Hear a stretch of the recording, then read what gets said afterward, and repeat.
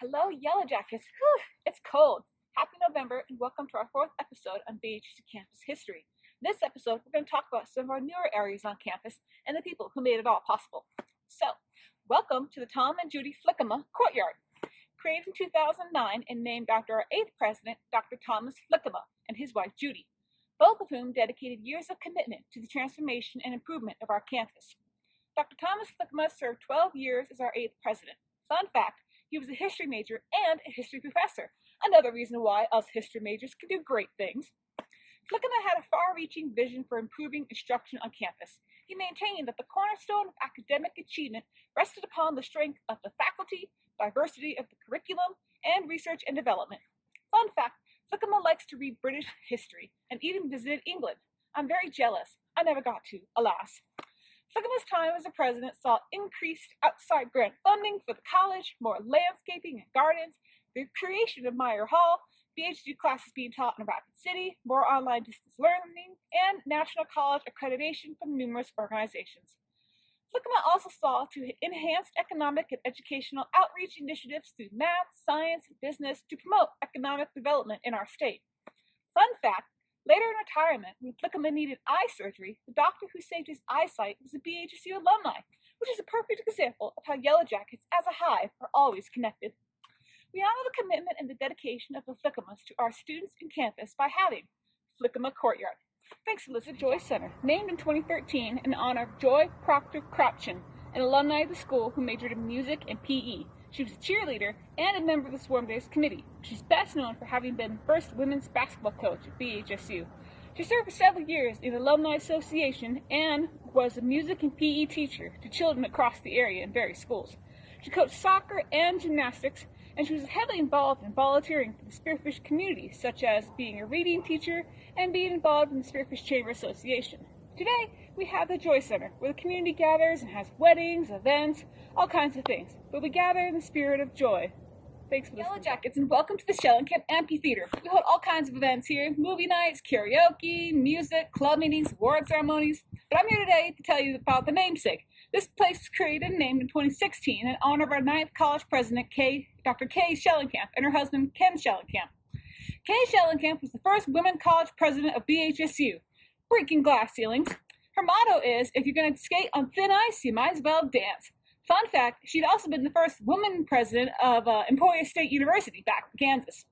Kay Schallenkamp was president of BHSU from 2006 to 2014 and led the university through many accomplishments such as new academic programs, increased funding, and higher graduation rates. She helped build partnerships with various organizations, business, industry, and government, and partnered BHSU with the Sanford Research Lab. She was also instrumental in establishing the regrowth of our BHSU rodeo team and hired the first BHSU rodeo coach in history. That's pretty cool.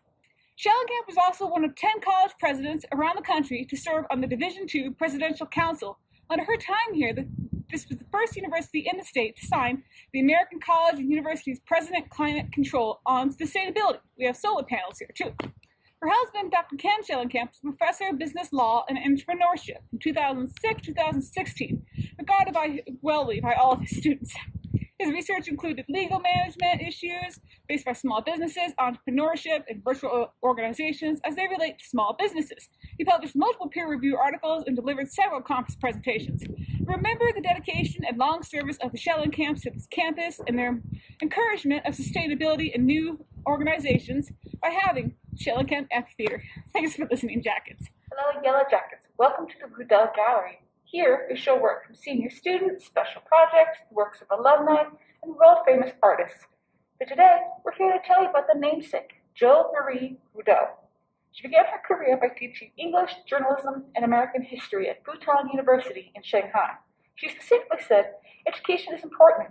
Life is an adventure, and learning about life is the best part of that adventure. Here at BHSU, she created the Little Gallery, the Peanut Gallery, and the Student Union Board.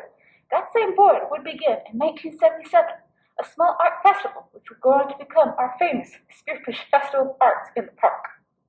A social activist and pacifist, Ruddell acted in the civil rights movements, rehabilitation work with Quakers, church worship and church education, relief work with sharecroppers, and hosting many foreign exchange students.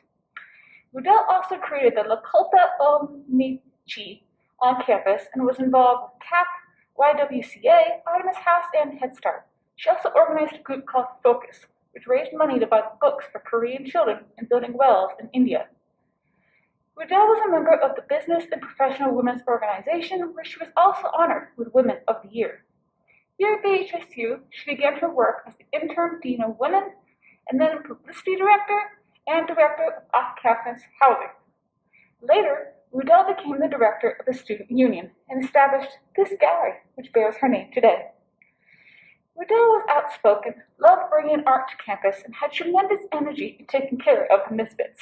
She believed that you had to fight for those nitty-gritty goals and beliefs, and if you really want something, just go ahead and do it. We remember the boldness and brave courage of Jo Marie Ruddell by having Goodall Gallery, where others are encouraged to be bold. Thanks for listening, Jack. Hello, Yellow Jackets, and welcome to the Jace Decory Center for American Indian Studies. Everyone throughout the state knows the Decory family, and we especially know Jace. Jace started work at Dakota Community College and helped create their curriculum for the educational anthropology classes and went on to teach those same classes. Later, she worked at Shellin College and then at Sitting Bull College, where she developed courses for their curriculum. Dakota took the job to teach American Indian Studies here at BHSU in 1984. She was the first Native instructor on campus, paving the way for others who teach here today. Dakota was often teaching a 15-hour course workload in subjects like Native art, history, culture, and contemporary issues, the work of 2 professors.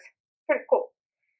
Dakota has given hundreds of culture presentations to schools and communities, been involved in the creation of Native education curriculum through things like the Lakota Project, interviewed for dozens of documentaries on Native history, and served as an educational consultant for museums all over. Dakota served as the president and as secretary of the North American Indian Women's Association. She was even invited to speak at Harvard to give a historical perspective on the Dakota Access Pipeline. She received a Distinguished Faculty Award from BHSU in 2014 and was honored with the 2017 Distinguished Achievement in Humanities Award from the South Dakota Humanities Council. Fun fact, Dakota was instrumental in organizing the holiday cultural exchange between BHSU and Red Shirt School, in which the community donates holiday gifts to children on Pine Ridge Reservation, a program which is still going strong today. When Dakota retired after 33 years of teaching, she donated a large chunk of her teaching materials to the BHSU Library Archives for safety and for the use of others who follow in her steps. But as Dakota says, she's not retired, simply redirected, as she continues to find ways to teach us all through workshops, conferences, interviews, and all kinds of other things. Highly respected by students, faculty, and people throughout the state. In 2017, we named this the Jace Decory Center for American Indian Studies. Thank you.